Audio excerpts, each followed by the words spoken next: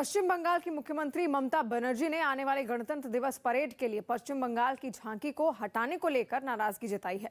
उन्होंने प्रधानमंत्री नरेंद्र मोदी को पत्र लिखा था। अब केंद्र सरकार के सूत्रों से खबर है कि ऐसा हर साल होता है और इसे राज्यों के लोगों के अपमान के रूप में नहीं देखना चाहिए। मोदी सरकार राज्यों के झांकी पर फैसला नहीं करती है।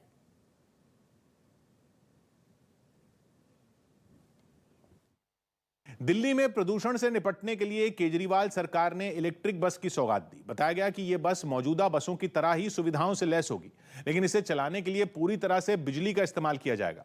पहली इलेक्ट्रिक बस के उद्घाटन के लिए दिल्ली के CM Kejriwal Indraprastha bus depot पहुंचे, जहां उन्होंने पूजा पाठ करने के बाद नई नवेली बस का रिबन काटकर उद्घाटन किया। इसके बाद अरविंद केजरीवाल ने बस के अंदर जाकर उसका मुआयना किया, साथ ही ड्राइवर से बातचीत भी की और फिर मंच पर पहुंचकर उन्होंने बस को हरी झंडी दिखाई, जिसके बाद दिल्ली की सड़कों पर राज्य की पहली इलेक्ट्रिक बस दौड़ पड़ी। दिल्ली की पहली इलेक्ट्रिक 0% जो प्रदूषण मुक्त बस है वो आज दिल्ली में उसकी शुरुआत हो चुकी है। सीएम केजरीवाल ने दावा किया कि दिल्ली को प्रदूषण मुक्त करने की मुहिम में ये बस अहम भूमिका निभाएगी। साथ ही ये उम्मीद भी जताई कि जल्द से जल्द बसों की संख्या बढ़ा दी जाएगी। पुरानी बसें हटती जाएंगी, वैसे वैसे अब इलेक्ट्रिक बसेस दिल्ली की सड़कों पे आती जाएंगी। बताया गया कि ये बस दिल्ली की मौजूदा एसी बसों की तरह ही होगी, जिसमें महिला सुरक्षा का ख्याल रखते हुए इसे सीसीटीवी कैमरे से लैस किया गया है। साथ ही इसका टिकट भी बाकी बसों के बराबर ही रखा गया ताकि लोगों को कोई परेशानी न उठानी पड़े। और पंजाब में कांग्रेस ने अपने ट्विटर हैंडल से एक वीडियो ट्वीट किया, जिसमें शुरू में सोनू सूद ये बता रहे हैं कि सीएम कैसा होना चाहिए और सोनू सूद के ये बताने के ठीक बाद मौजूदा मुख्यमंत्री चन्नी का चेहरा दिखाया गया। पार्टी की तरफ से जारी इस वीडियो के बाद माना जा रहा है कि पंजाब में चरणजीत सिंह चन्नी सीएम का चेहरा होंगे। कुछ दिन पहले ही सोनू सूद की बहन ने कांग्रेस का हाथ थामा था, जिनको पार्टी ने चुनाव मैदान में उतारा भी है, और अब जो वीडियो जारी हुआ उसमें चन्नी के साथ सोनू सूद का भी इस्तेमाल किया गया। कांग्रेस ने ये वीडियो ठीक उस दिन जारी किया जब पंजाब में चुनाव आयोग ने चुनाव की तारीख बदलने का ऐलान किया। जबरदस्ती कुर्सी पे लेके आया जाए, उसको स्ट्रगल नहीं करनी पड़े, उसको बताना नहीं पड़े कि मैं चीफ मिनिस्टर कैंडिडेट हूं, मैं डिजर्व करता हूं। वो ऐसा होना चाहिए जो बैक बेंचर हो और उसको पीछे से उठा के ले और बोल कि तू डिजर्व करता, तू बनो। वो जो बनेगा वो देश बदल सकता है।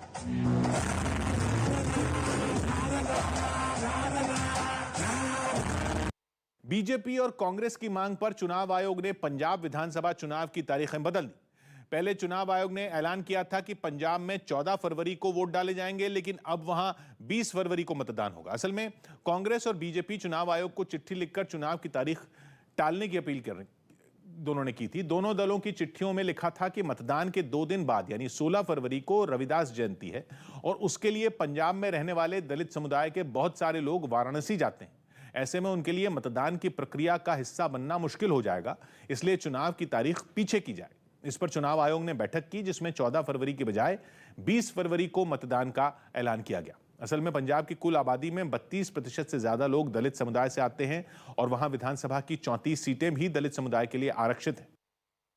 अपने ਵੱਲੋਂ ਬਤੌਰ ਮੁੱਖ ਮੰਤਰੀ ਸਰਕਾਰ ਵੱਲੋਂ ਤੇ ਪੰਜਾਬ ਦੇ ਲੋਕਾਂ ਵੱਲੋਂ ਧੰਨਵਾਦ ਕਰਨਾ ਚਾਹੁੰਦਾ ਕਿ ਉਹਨਾਂ ਨੇ ਜਿਹੜੀ ਡੇਟ ਹੈ ਉਹ ਜਨਮ ਦਿਹਾੜੇ ਨੂੰ ਦੇਖਦੇ ਹੋਏ ਇੱਕ ਹਫ਼ਤਾ 6 ਦਿਨ ਅੱਗੇ ਪਾਈ ਹੈ। और आम आदमी पार्टी आज अपने पंजाब के मुख्यमंत्री चेहरे का ऐलान करेगी। आज अरविंद केजरीवाल मोहाली जाएंगे और दोपहर 12 बजे प्रेस कॉन्फ्रेंस के दौरान आपके मुख्यमंत्री उम्मीदवार का ऐलान करेंगे। आम आदमी पार्टी ने 17 जनवरी तक पंजाब के लोगों से राय मांगी थी। आम आदमी पार्टी का दावा है कि तकरीबन 21 लाख से ज्यादा लोगों ने अपनी राय दी है। अब अरविंद केजरीवाल आम आदमी पार्टी के सीएम उम्मीदवार की घोषणा करेंगे।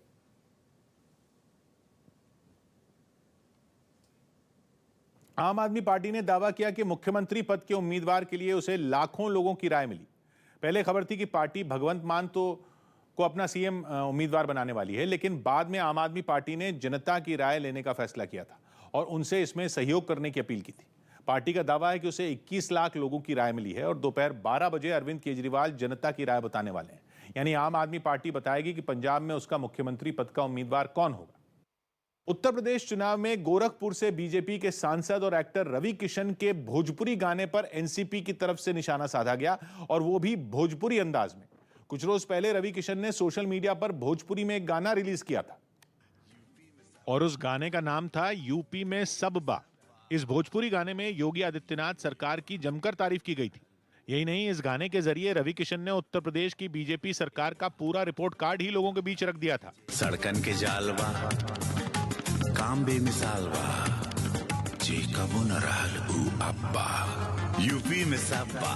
लेकिन यूपी सरकार की तारीफ वाले इस गाने पर भोजपुरी अंदाज में ही निशाना साधा गया। मोर्चा संभाला महाराष्ट्र सरकार में मंत्री नवाब मलिक ने। उन्होंने भोजपुरी सिंगर नेहा सिंह राठौर का एक गाना यूपी में काबा ट्वीट किया, जिसके जरिए योगी सरकार पर जमकर हमले किए गए। अरे बाबा के दरबार बा खत्म रोजगार बा, अरे काबा यूपी में काबा। ये गाना सोशल मीडिया पर तेजी से वायरल हो रहा है, जिसे विपक्षी पार्टियों के लोग काफी पसंद कर रहे हैं। दिल्ली में गणतंत्र दिवस से पहले परेड की रिहर्सल हुई। 26 जनवरी से पहले सेना के जवानों ने दिल्ली के राजपथ पर गणतंत्र दिवस परेड में रिहर्सल की। हरियाणा में बढ़ते कोरोना मामलों पर वहां के स्वास्थ्य मंत्री का अजीबोगरीब बयान सामने आया। स्वास्थ्य मंत्री अनिल विज ने दावा किया कि राज्य में कोरोना के मामले दिल्ली से नजदीक होने की वजह से बढ़े। उन्होंने आरोप लगाया कि दिल्ली में कोरोना कंट्रोल न कर पाने की वजह से इसका असर बाकी राज्यों पर भी पड़ा। दिल्ली के अनियंत्रित संक्रमण का हरियाणा पर बहुत प्रभाव पड़ता भी है और पड़ भी रहा है। अनिल विज के इस बयान पर दिल्ली के स्वास्थ्य मंत्री सत्येंद्र जैन ने पलटवार किया। उन्होंने आरोप लगाया कि हरियाणा सरकार इस मुद्दे पर सिर्फ राजनीति करना चाहती है। हमारे पास 1000 से भी ज्यादा लोग हर रोज जो पॉजिटिव लिस्ट आती है उसके अंदर दिल्ली से बाहर के होते हैं। पंजाब में फिरोजपुर देहात विधानसभा सीट से टिकट मिलने के बाद भी उम्मीदवार आशू बांगड़ ने आम आदमी पार्टी से इस्तीफा देकर उसे बड़ा झटका दिया और कांग्रेस में शामिल हो गए। आशू बांगड़ ने पार्टी के काम करने के तरीके पर सवाल उठाया और राघव चड्ढा पर तीखे वार किए। ਇੱਥੇ ਇੱਕੋ ਇੱਕ ਲੀਡਰ ਹੈ, ਉਹ ਹੈ ਰਾਘਵ ਚੱਡਾ, ਜਿਹੜਾ ਸਾਰੀ ਸਟੇਟਮੈਂਟ ਸਾਰੇ ਬਿਆਨ ਦਿੰਦਾ ਹੈ। ਪਾਰਟੀ ਦਾ ਪ੍ਰਧਾਨ ਦਾ ਕੋਈ ਵਜੂਦ ਨਹੀਂ ਇੱਥੇ। वहीं आम आदमी पार्टी की तरफ से जवाब देने के लिए खुद राघव चड्ढा ही सामने आए और आरोप लगाया कि कांग्रेस पंजाब में उनकी पार्टी को रोकने के लिए षड्यंत्र रच रही है। मुझे बताया जा रहा है कि शायद कोई बड़े कांग्रेस के सीनियर नेता ने हमारे फिरोजपुर के कैंडिडेट को कॉल किया, उन्हें कहा कि आप छोड़िए, उन पर दबाव बनाया। लखनऊ में समाजवादी पार्टी के दफ्तर के बाहर पुलिस की बड़ी टीम तैनात नजर आई, जिसने वहां मौजूद नेताओं और कार्यकर्ताओं से कोविड नियमों का पालन न करने पर चालान वसूला। दरअसल अखिलेश यादव ने भीड़ जुटाने का आरोप लगाते हुए बीजेपी के एक प्रत्याशी की चुनाव आयोग से शिकायत की थी, जिसके बाद समाजवादी पार्टी के दफ्तर के बाहर भी पुलिस मुस्तैद दिखाई दी। समाजवादी पार्टी के दफ्तर के बाहर भारी संख्या में पुलिस बल तैनात हैं और यहां पर गाड़ियों के चालान काटे जा रहे हैं। जिन्होंने पहले तो लाउडस्पीकर के जरिए वहां मौजूद समाजवादी पार्टी के कार्यकर्ताओं से कोविड नियमों का पालन करने की अपील की। चुनाव आचार संहिता का पूर्णतया पालन करें, नगर में धारा 144 लागू है। और फिर मास्क न लगाने वालों के साथ ही नो पार्किंग में गाड़ियां खड़ी करने पर भी चालान काटे गए। ये बिना मास्क के लोगों का है, ये प्रथम बार में 100 रुपए का, दोबारा करने 500 रुपए का है। दरअसल वहां धारा 144 लागू है, जिसकी वजह से भीड़ जुटाने के लिए भी समाजवादी पार्टी कार्यकर्ताओं पर पुलिस ने कार्रवाई की। आयरलैंड ने वनडे सीरीज में वेस्टइंडीज को हरा दिया। आयरलैंड ने मेजबान वेस्टइंडीज के खिलाफ वनडे सीरीज 2-1 से जीतकर इतिहास रच दिया।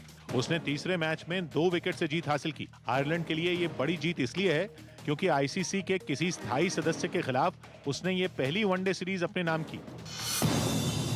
गुजरात में द्वारका समेत कई जगहों पर मंदिर 23 जनवरी तक श्रद्धालुओं के लिए बंद कर दिए गए। कोरोना खतरे की वजह से मंदिर प्रशासन ने खुद ये फैसला लिया। बिहार के नालंदा में जहरीली शराब पीने से हुई 15 मौत के मामले में जांच टीम का गठन कर दिया गया। साथ ही इस मामले में राजनीतिक रस्साकशी भी शुरू हो गई। जान गंवाने वाले लोगों के परिवार से मिलने के लिए एलजेपी नेता चिराग पासवान उनके घर पहुंचे, जहां उन्होंने मुख्यमंत्री नीतीश कुमार पर हल्ला बोला।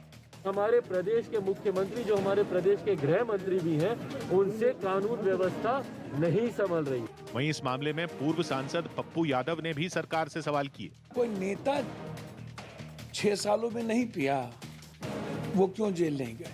जेडीयू की तरफ से आरोपों का जवाब देने के लिए नीरज कुमार आगे आए, जिन्होंने शराबबंदी के मामले में विरोधियों की मंशा पर सवाल खड़े कर दिए। स्पष्ट करना चाहिए कि शराबबंदी के पक्ष में है या विपक्ष में।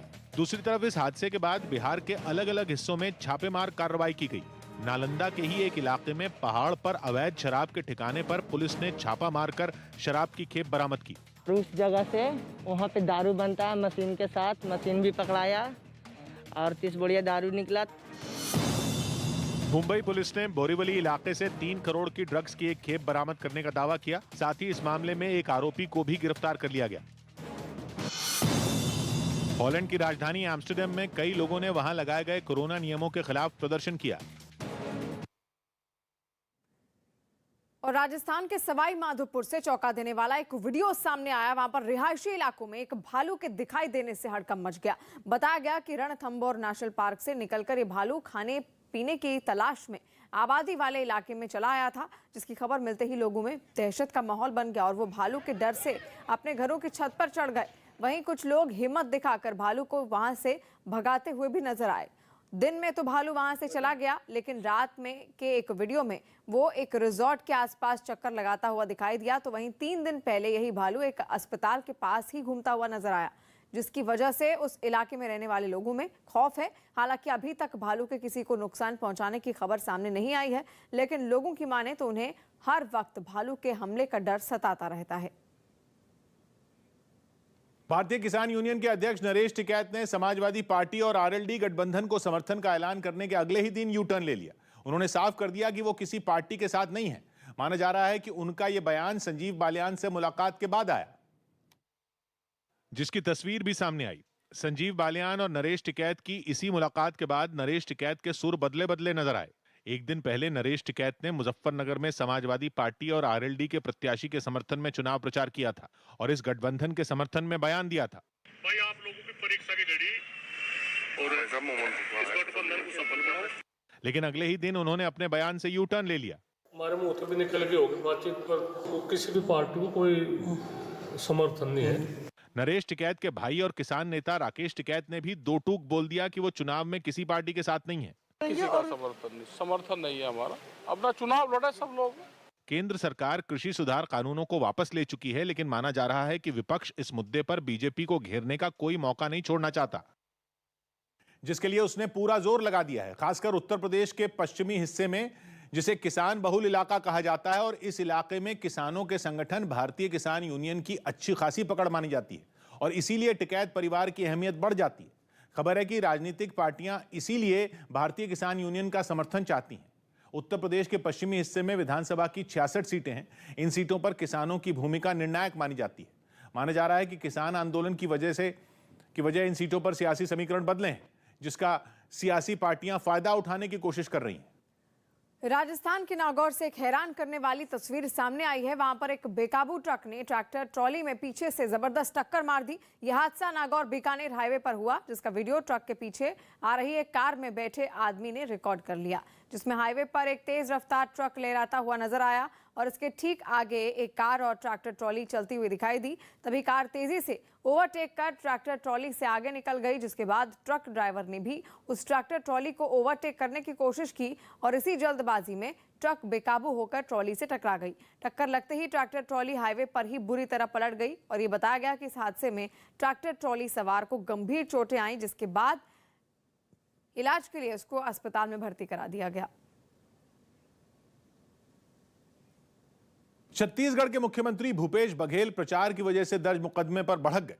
भूपेश बघेल ने कल यूपी की नोएडा विधानसभा सीट पर कांग्रेस प्रत्याशी पंखुड़ी पाठक के लिए डोर टू डोर प्रचार किया था, लेकिन चुनाव आयोग के दिशा निर्देशों के उल्लंघन के आरोप में नोएडा पुलिस ने उन पर मामला दर्ज कर लिया। मामला दर्ज होने से भूपेश बघेल भड़क गए और चुनाव आयोग पर ही सवाल खड़े कर दिए। तो मेरे साथ प्रत्याशी और जिला कांग्रेस कमेटी के अध्यक्ष होंगे, मेरे सुरक्षा कर्मी हैं, 15-20 रहेंगे, जेड प्लस मेरी सुरक्षा है। जवाब में बीजेपी ने भी सीएम भूपेश बघेल पर निशाना साधा और उन्हें नियमों के पालन की नसीहत दे डाली। आपने आचार संहिता का उल्लंघन किया है, आपने कोविड-19 महामारी अधिनियम का भी उल्लंघन किया है। कोरोना के खतरे को देखते हुए चुनाव आयोग ने चुनाव प्रचार के लिए कई शर्तें रखी हैं और आरोप है कि भूपेश बघेल तय सीमा से ज्यादा लोगों के साथ प्रचार करते पाए गए।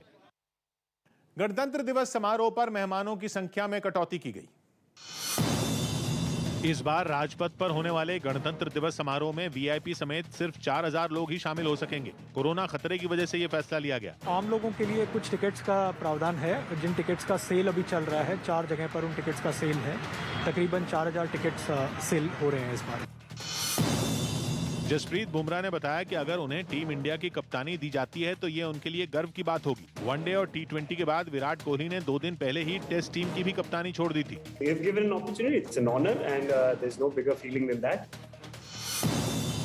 AIMIM ने यूपी विधानसभा चुनाव के लिए उम्मीदवारों की दूसरी सूची भी जारी कर दी। इसमें 8 उम्मीदवारों के नाम शामिल हैं।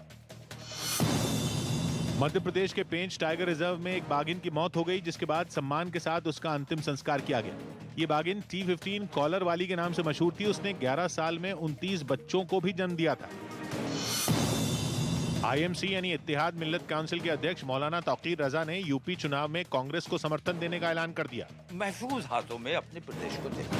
कांग्रेस हमारे पास वाहिद ऑप्शन है। तौकीर रजा के समर्थन देने के बाद कांग्रेस ने इनके फैसले का स्वागत किया। तौकीर रजा साहब ने कांग्रेस पार्टी को समर्थन दिया है और मैं समझता हूं कि उत्तर प्रदेश में कांग्रेस पार्टी को मजबूती मिलेगी। तो वहीं कांग्रेस को समर्थन देने के ऐलान के बाद बीजेपी ने IMC और कांग्रेस दोनों को निशाने पर ले लिया। इस 80 बनाम 20 की लड़ाई को लोग हिंदू मुसलमान में बदलने में ये पार्टियां लगी। और वर्ल्ड इकोनॉमिक फोरम की बैठक में पीएम मोदी ने दुनिया भर को भारत में निवेश का न्योता दिया है। पीएम मोदी ने कहा कि आज दुनिया में बज रहा है भारत के स्टार्टअप का डंका।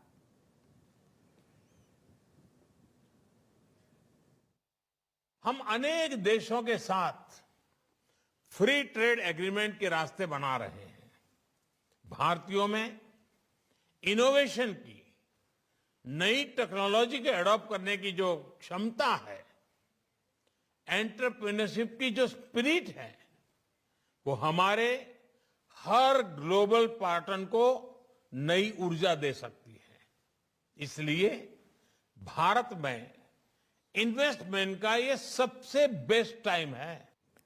और पीएम मोदी ने वैश्विक मंच से भारत के कोरोना वैक्सीनेशन की तारीफ की और कहा कि हम भारत में सबको फ्री वैक्सीन दे रहे हैं और दुनिया में वैक्सीन सप्लाई भी कर रहे हैं। कोरोना की एक और वेव से सावधानी और सतर्कता के साथ मुकाबला कर रहा है। साथ ही भारत आर्थिक क्षेत्र में भी कई आशावान रिजल्ट्स के साथ आगे बढ़ रहा है। भारत में आज अपनी आजादी के 75 वर्ष होने का उत्साह भी है और भारत आज सिर्फ एक साल में ही 160 करोड़ कोरोना वैक्सीन डोज देने के आत्मविश्वास से भी भरा हुआ है। कांग्रेस छोड़कर समाजवादी पार्टी में शामिल हुए इमरान मसूद के निर्दलीय चुनाव लड़ने की चर्चा है। समाजवादी पार्टी के उम्मीदवारों की लिस्ट आते ही इमरान मसूद को बड़ा झटका लगा था। तब से इस बात पर सस्पेंस बना हुआ है कि इमरान मसूद इस बार चुनाव मैदान में उतरेंगे भी या नहीं। लेकिन उनके समर्थकों का जोश कम नहीं हुआ।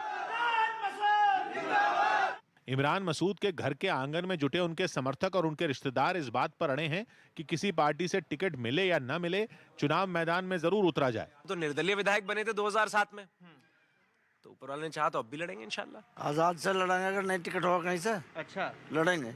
इमरान मसूद के साथ कांग्रेस विधायक मसूद अख्तर भी कांग्रेस छोड़कर समाजवादी पार्टी में शामिल हुए थे, लेकिन समाजवादी पार्टी ने दोनों को ही टिकट नहीं दिया। मसूद अख्तर ने भी अभी आस नहीं छोड़ी है। सब कुछ मुमकिन होता है राजनीति में, ऐसा कुछ नहीं है कि भाई वहाँ रास्ते बंद हो गए हैं, कहीं के भी रास्ते सब खुले हैं। MIM अध्यक्ष ओवैसी को भी मसूद अख्तर से हमदर्दी तो है, लेकिन उनके साथ किसी तरह की चुनावी चर्चा से उन्होंने साफ इनकार किया। नहीं, इमरान मसूद साहब से हमारी कोई कांटेक्ट नहीं है, ना उनसे कोई बातचीत है। अब तक इमरान मसूद ने अपने पत्ते नहीं खोले हैं। माना जा रहा है कि वो अब भी समाजवादी पार्टी से संपर्क में हैं और अगर कोई रास्ता नहीं निकला तो आगे की रणनीति का ऐलान करेंगे। लेकिन वो अकेले ऐसे नेता नहीं है जिन्हें समाजवादी पार्टी ने झटका दिया हो, बल्कि चंद्रशेखर आजाद रावण की भी बात अखिलेश यादव से नहीं बन पाई। सूत्रों के मुताबिक शनिवार 15 जनवरी की सुबह तक चंद्रशेखर और उनके समर्थक समझौता तय मान रहे थे, लेकिन उनकी उम्मीदों को बड़ा झटका लगा। सूत्रों के मुताबिक चंद्रशेखर कुल 15 सीटें मांग रहे थे और सौदेबाजी करते हुए वो 8 सीट तक पहुंचे थे, लेकिन उन्हें केवल 2 सीटों का ऑफर दिया गया। असल में स्वामी प्रसाद मौर्य और धर्म सिंह सैनी जैसे नेताओं के समाजवादी पार्टी में शामिल होने के बाद अखिलेश यादव के लिए चुनौतियां बढ़ गई थी। उन्हें इन नेताओं के अलावा इनके साथ आए कुछ और नेताओं को भी टिकटें देना जरूरी हो गया था। खासतौर पर बाहर से आए बड़े नेताओं के बाद दलित समुदाय के वोटों के लिए चंद्रशेखर आजाद पर समाजवादी पार्टी की निर्भरता भी कम हो गई थी। इसीलिए मोल भाव करने की चंद्रशेखर की ताकत पर भी असर पड़ा। माना यह भी जाता है कि जिस वक्त अखिलेश यादव से मुलाकात में चंद्रशेखर की पार्टी को 2 सीटों का प्रस्ताव दिया गया, उस वक्त बाहर निकलकर चंद्रशेखर ने किसी और को नहीं बल्कि इमरान मसूद को फोन किया था। वही इमरान मसूद जो भले ही समाजवादी पार्टी ज्वाइन कर चुके थे, लेकिन उनके लिए टिकट का ऐलान नहीं हुआ था। उसी वक्त यह तय हो गया था कि समाजवादी पार्टी का ना तो चंद्रशेखर की पार्टी के साथ कोई गठबंधन होगा और ना ही उनके दोस्त इमरान मसूद को ही समाजवादी पार्टी की टिकट दी जाएगी। और यूपी के कानपुर में जबरन धर्मांतरण के लिए दबाव डालने के एक आरोपी को पकड़ने गई पुलिस टीम से गाली गलौच और हाथापाई की कोशिश की गई। धर्मेंद्र नाम के इस आरोपी पर अपनी पत्नी और बच्चे पर जबरन धर्म बदलने के लिए दबाव डालने का इल्जाम लगा और जब उसे पुलिस पकड़ने गई तो वो उनसे ही भिड़ गया। साथ ही उसने कार्रवाई का विरोध करते हुए गाली गलौच शुरू कर दी। लिहाजा पुलिस को आरोपी पर काबू पाने के लिए उसकी पिटाई करनी पड़ी। पुलिस के सख्त रुख से वो और भड़क गया और उसने कई बार पुलिस की पकड़ से खुद को छुड़ाने की कोशिश की, मगर आरोपी को इसमें कामयाबी नहीं मिली। घर से बाहर लाने के बाद धर्मेंद्र नाम के इस आरोपी की तलाशी ली गई।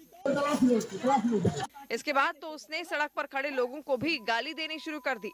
पत्नी ने इल्जाम लगाया कि जबरन धर्म बदलने का विरोध करने पर उसके साथ मारपीट की गई और उसने इसकी शिकायत कल्याणपुर थाने में की। जब मैंने इनको रोकने की कोशिश करी तो इन्होंने मुझसे लड़ाई झगड़ा आए दिन करते थे। पीड़ित की शिकायत पर एफआईआर दर्ज कर पुलिस ने मामले की जांच शुरू कर दी है। बताया गया कि आरोपी 2 साल पहले अजमेर शरीफ गया था और वहां से लौटने के बाद ही उसके रहन सहन में बदलाव आया।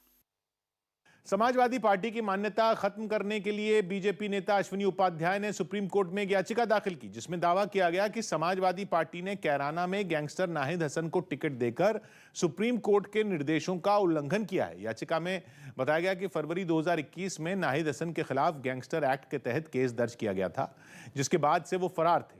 लेकिन इसके बाद भी एसपी ने कैराना विधानसभा सीट से नाहिद हसन को उम्मीदवार बना दिया, जो सुप्रीम कोर्ट के फैसले का उल्लंघन है, क्योंकि 2018 में सुप्रीम कोर्ट के एक फैसले के मुताबिक आपराधिक छवि वाले शख्स को टिकट देने पर सियासी दल को उसकी जानकारी सार्वजनिक करनी होगी और 48 घंटे के अंदर यह बताना होगा कि उस आदमी के खिलाफ क्या क्या केस दर्ज है और उसे चुनाव लड़ने के लिए टिकट क्यों दिया गया। लेकिन समाजवादी पार्टी की तरफ से नाहिद हसन की कोई भी जानकारी सार्वजनिक नहीं की गई। इसीलिए अश्विनी उपाध्याय ने सुप्रीम कोर्ट में याचिका दाखिल कर समाजवादी पार्टी की मान्यता रद्द करने की अपील की। हालांकि 15 जनवरी को नाहिद हसन ने सरेंडर कर दिया था, जिसके बाद से वो जेल में है। मुजफ्फरपुर में 11.5 लाख रुपए के नकली नोट पकड़े गए। बिहार के मुजफ्फरपुर में पुलिस ने नकली नोट के साथ 4 लोगों को गिरफ्तार कर लिया। आरोपियों के पास से पुलिस ने 11,50,000 के नकली नोट जब्त किए। बिहार के बाढ़ से कपड़ा व्यापारी पर हमले का वीडियो सीसीटीवी में रिकॉर्ड हो गया। आरोप है कि हमला करने वाला व्यापारी से पैसों की मांग कर रहा था। यूपी के संभल में महिला का मोबाइल चुराकर भाग रहे चोर को लोगों ने पकड़ लिया, जिसके बाद महिला चोर को पीटते हुए थाने ले गई, जिसका वीडियो वायरल हो गया। यूपी के पीलीभीत में अवैध शराब की खबर मिलने के बाद कार्रवाई के लिए पहुंची पुलिस टीम पर गांव के कुछ लोगों ने हमला कर दिया, जिसके बाद पुलिसकर्मियों को लौटना पड़ा। हालांकि कुछ देर बाद पुलिस फोर्स ने पहुंचकर 2 आरोपियों को हिरासत में ले लिया। बिहार के सीवान में एक लड़का हाई वोल्टेज बिजली के खंभे पर चढ़ गया, जिसे कई घंटे तक मनाने के बाद नीचे उतारा गया। पुलिस के मुताबिक लड़के की मानसिक स्थिति ठीक नहीं है। मध्य प्रदेश के उज्जैन में केमिकल फैक्ट्री में भीषण आग लग गई, जिसके बाद मजदूरों को बाहर निकालकर फैक्ट्री को तुरंत खाली करा लिया गया। आग इतनी भीषण थी कि 10 से अधिक दमकल की गाड़ियों को आग काबू करने के लिए कड़ी मशक्कत करनी पड़ी। अभी के मुसाफा में ड्रोन हमले के बाद ऑयल टैंकर्स में हुए विस्फोट में 2 भारतीय नागरिकों समेत 3 लोगों की मौत हो गई है। यूएई में भारतीय राजदूत संजय सुधीर ने इसकी पुष्टि की है। हूती विद्रोहियों ने इस ड्रोन अटैक की जिम्मेदारी ली है। इस हमले में 2 भारतीय और 1 पाकिस्तानी नागरिक की मौत हो गई, जबकि 6 लोग घायल हो गए। उत्तर प्रदेश में चुनावी सरगर्मियों के बीच मुख्यमंत्री योगी आदित्यनाथ ने राज्य में कोरोना से निपटने के लिए तैयारियों का जायजा लिया, जिसके लिए वो दिल्ली के पास गाजियाबाद में मौजूद संतोष मेडिकल कॉलेज पहुंचे और वहां कोरोना की तीसरी लहर से निपटने के लिए की गई तैयारियों को परखते नजर आए। उन्होंने वैक्सीनेशन कैंप में पहुंचकर 18 साल से कम उम्र के बच्चों से बातचीत की। इस दौरान उन्होंने कोरोना टीकाकरण में देश में अव्वल होने पर उत्तर प्रदेश के स्वास्थ्य विभाग की तारीफ भी की। 23 करोड़ 15 लाख से अधिक वैक्सीन की डोजेज हम उत्तर प्रदेश के अंदर दे चुके हैं। इसके बाद सीएम योगी गाजियाबाद के ही एक और मेडिकल कॉलेज भी गए, जहां सुरक्षा कर्मियों को बूस्टर डोज लगाए गए। और उत्तराखंड के पूर्व मंत्री हरक सिंह रावत आज कांग्रेस में शामिल हो जाएंगे। सूत्रों के हवाले से खबर है कि कांग्रेस आलाकमान ने रावत को कांग्रेस में शामिल करने को लेकर हरी झंडी दे दी है। कांग्रेस में एक परिवार एक टिकट के फॉर्मूले को मानने की बात कही जा रही है और हरीश रावत आलाकमान के फैसले के साथ और कांग्रेस प्रदेश अध्यक्ष गोदियान के ने प्रस्ताव का समर्थन किया है। आज दोपहर 12 बजे हरक सिंह रावत कांग्रेस में शामिल हो सकते हैं। हरक सिंह की बहू अनुकृति भी कांग्रेस में शामिल होंगी। सभी सीटों पर प्राय सहमति हो गई है। कुछ सीटों पर 2-4 सीटों पर सहमति नहीं भी होगी तो उनको पार्लियामेंट्री बोर्ड को भेज दिया जाएगा। कि प्रति जो गलती की है यदि उसको स्वीकार करते हैं और कहते हैं गलती हुई मुझसे, माफी मांगने जैसा मैंने कहा लोकतंत्र से माफी मांगे, उत्तराखंड की जनता से माफी मांगे। और राजनीति के अंदर कभी कभी जब कोई निर्णय गलत होता है, यदि गलत नहीं होता तो क्यों वहां से यहाँ आना पड़ता। अपना कानून बनाया हमने, किसी का बाप बेटे पति किसी को भी टिकट नहीं देंगे। उसको वो अपनी पत्नी के लिए मांग कर रहे थे और सबसे बड़ी दुख की बात है जिस सीट पर वो थे उस सीट को भी बदलने की मांग कर रहे थे। हमारा मानना है कि जिस पे काम किया है उस पे काम करना चाहिए। इस कारण से उसकी गतिविधियां देखकर पार्टी ने सर हरक के जाने से कोई इफेक्ट पड़ेगा उत्तराखंड में? नहीं, पार्टी हमारे विचारों के कारण वोट मिलता है, किसी व्यक्ति विशेष के कारण नहीं मिलता। बीजेपी से निकाले जाने के बाद उत्तराखंड में मंत्री रहे हरक सिंह रावत की आंखों से आंसू छलक पड़े। उन पर अनुशासनहीनता का आरोप लगा था, जिसकी वजह से एक दिन पहले उन्हें न केवल उत्तराखंड के मंत्रिमंडल से बल्कि 6 साल के लिए बीजेपी से भी निकाल दिया गया। जिसके बाद वो जब मीडिया के सामने आए तो उनका दर्द भी सामने आ गया। बीजेपी से 6 साल के लिए बाहर निकाले जाने पर उनकी आंखें नम हो गईं। वो बीजेपी आलाकमान के इस फैसले से खासे नाराज दिखे। यहां तक कि उन्होंने ये तक बोल दिया कि उन्हें निकालना पार्टी की बहुत बड़ी गलती है। किसी का विनाश होना होता है, किसी को तो वो उससे ऐसी गलतियां होती हैं। एक दिन पहले जब हरक सिंह रावत दिल्ली पहुंचे थे तभी खबरें उड़ी थीं कि वो बीजेपी छोड़ने वाले हैं, लेकिन उनकी दलील ये है कि वो अमित शाह से मिलने दिल्ली आए थे, न कि बीजेपी छोड़ने। मैं मिला रहा था अमित शाह जी के यहाँ, तब तक मैसेज आ गया। मैं समय ले रहा था कि कल मैं सब दिल्ली आया हूँ, कल मुझे कुछ समय दे दीजिएगा। खबरें हैं कि हरक सिंह रावत लंबे समय से नाराज थे और वो कांग्रेस में जाने की पूरी तैयारी कर चुके थे, लेकिन उनके ऐसा करने से पहले ही बीजेपी ने उन्हें पार्टी से निकाल दिया। बीजेपी ने आरोप लगाया कि हरक सिंह रावत अपने करीबियों के लिए टिकट मांग रहे थे, लेकिन पार्टी की पॉलिसी एक परिवार एक टिकट की है, जिस पर मतभेद बढ़े और हरक सिंह रावत बीजेपी से बाहर कर दिए गए। वो अपने समेत अपने परिवार के लिए और अन्य लोगों के लिए पार्टी पर दबाव कर रहे थे, तो इसलिए पार्टी ने निर्णय लिया। हालांकि हरक सिंह रावत ने इस आरोप को गलत ठहराया। मेरे पुत्र बधू जो है आप चेक करा लो, अगर वो जीत सकती है चुनाव तो उस पर विचार कर लो। मैं नहीं लड़ना चाहता हूँ। खबर है कि हरक सिंह रावत ने अपने और अपनी बहू के लिए टिकट मांगा था, लेकिन उनकी ये मांग पूरी नहीं हुई, जिसके बाद पता चला कि वो कांग्रेस में वापसी कर सकते हैं। लेकिन इस खबर पर मोहर लगती उससे पहले ही वो बीजेपी से निष्कासित कर दिए गए, जिसके बाद हरक सिंह रावत ने सोनिया गांधी का एहसान चुकाने की बात कहकर यह संकेत दे दिया कि वो कांग्रेस में जा सकते हैं। किसी के कोई एहसान को कभी नहीं भूलता हूं। मतलब एहसान चुकाने का वक्त आ गया है। हाँ, देखिए मैं सोचता हूं कि इन्होंने मौका दिया ना मुझे। लेकिन उत्तराखंड के पूर्व मुख्यमंत्री और कांग्रेस नेता हरीश रावत ने माफी की शर्त रखकर उनकी वापसी की राह मुश्किल कर दी। 18 मार्च की घटना है 2016 की उत्तराखंड में। उसमें जो भी भागीदार थे उनको अपनी उस गलती के लिए उत्तराखंड के से और लोकतंत्र से दोनों से माफी मांगनी चाहिए। कहा जाता है कि 2016 में हरक सिंह रावत की बगावत की वजह से ही हरीश रावत की सरकार गिर गई थी। हरक सिंह रावत के बीजेपी से निकाले जाने के बाद उत्तराखंड की सियासी हलचल तेज हो गई। आखिर ऐसा क्या हुआ कि कुछ दिन पहले तक जिस नेता को मनाने के लिए हाईकमान खुद जुटा था उसे ही बाहर का रास्ता दिखा दिया गया। खबर है कि हरक सिंह रावत शुरू से ही बीजेपी सरकार से नाराज थे। पहले त्रिवेंद्र सिंह रावत के मुख्यमंत्री रहते हुए उन्हें अपने मंत्रालय पर ऐतराज था, और जब पुष्कर सिंह धामी मुख्यमंत्री बने तो भी उनकी नाराजगी बरकरार रही। खबर तो यह भी आई कि पिछले महीने अपने विधानसभा क्षेत्र कोटद्वार में मेडिकल कॉलेज बनाने के मुद्दे पर उन्होंने इस्तीफा देने की धमकी तक दे डाली थी, जिसके बाद पता चला कि हाईकमान ने डैमेज कंट्रोल किया और हरक सिंह रावत को मनाया गया। लेकिन सियासी गलियारों में लगातार ये खबरें आती रहीं कि हरक सिंह रावत कई मुद्दों पर नाराज हैं, जिन्हें सुलझाने के लिए आलाकमान ने पहल नहीं की, जिनमें एक विधानसभा चुनाव में टिकट का मुद्दा भी है। कहा जा रहा है कि हरक सिंह रावत 2 टिकट मांग रहे थे, एक अपने लिए, दूसरा अपनी बहू के लिए, जिसके लिए बीजेपी तैयार नहीं थी और इसी वजह से कांग्रेस में जाने के बारे में सोच रहे थे। लेकिन उससे पहले ही उनसे मंत्री पद और बीजेपी की सदस्यता छिन गई, जिसके बाद उनके आंसू निकल आए। खबर तो यह भी है कि हरक सिंह रावत इस बार अपनी सीट भी बदलना चाहते थे और पौड़ी जिले की कोटद्वार सीट से नहीं बल्कि किसी और जगह से चुनाव लड़ना चाहते थे। पता चला है कि उन्होंने पार्टी आला कमान के सामने 3 विकल्प भी रखे थे, जिनमें केदारनाथ सीट का नाम भी शामिल था, जबकि अपनी बहू के लिए वो लैंसडाउन सीट से टिकट चाहते थे। 80 के दशक में सियासत में कदम रखने वाले हरक सिंह रावत ने 1984 में पहली बार बीजेपी के टिकट पर ही चुनाव लड़ा था, लेकिन वो हार गए थे, जिसके बाद वो 1991 में पौड़ी से लड़े और जीतकर विधानसभा पहुंचे, जिसके बाद वो कल्याण सिंह की सरकार में मंत्री भी बने। वो 1993 में फिर से पौड़ी से जीतकर विधायक बने, लेकिन 1996 में उन्होंने उत्तराखंड राज्य की मांग पर अपनी अलग पार्टी बना ली, जिसके बाद वो कुछ वक्त के लिए बीएसपी में रहे, लेकिन बाद में उन्होंने कांग्रेस का दामन थाम लिया। साल 2000 में जब उत्तराखंड राज्य बना तो हरक सिंह रावत वहां की सियासत में सक्रिय हो गए और उन्होंने लैंसडाउन सीट को अपनी कर्मभूमि बताया और वहां से जीत दर्ज करते रहे। कहा जा रहा है कि इस वजह से वो अपनी बहू के लिए उसी सीट से टिकट मांग रहे थे ताकि उनकी पकड़ का उनकी बहू को फायदा मिले। वैसे 2012 में उन्होंने अपनी सीट बदल ली थी और रुद्रप्रयाग से कांग्रेस के टिकट पर चुनाव लड़ा और जीता था, लेकिन 2016 में जब वो तब सुर्खियों में आ गए जब उन्हें अपनी ही पार्टी की सरकार गिराने का आरोप लगा उन पर।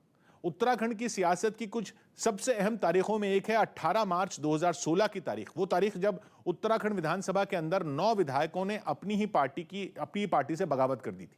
ये 9 विधायक थे कांग्रेस के, जिनमें हरक सिंह रावत का नाम भी शामिल है, जिन पर आरोप लगा कि उनकी वजह से बगावत हुई और हरीश रावत सरकार को हटाकर राज्य में राष्ट्रपति शासन तक लगा, जिसके बाद मामला सुप्रीम कोर्ट तक पहुंचा और कोर्ट के हस्तक्षेप के बाद हरीश रावत सरकार लौट तो आई, लेकिन ज्यादा दिन तक चल नहीं पाई। इस बीच हरक सिंह समेत बगावत करने वाले सभी 9 विधायकों ने बीजेपी ज्वाइन कर ली और 2017 के चुनाव में हरक सिंह रावत कोटद्वार से चुनाव लड़े और जीते, जिसके बाद उन्हें उत्तराखंड सरकार में कैबिनेट मंत्री बनाया गया। लेकिन कई बार कई मामलों में त्रिवेंद्र सिंह रावत से उनके मतभेद की खबरें आई।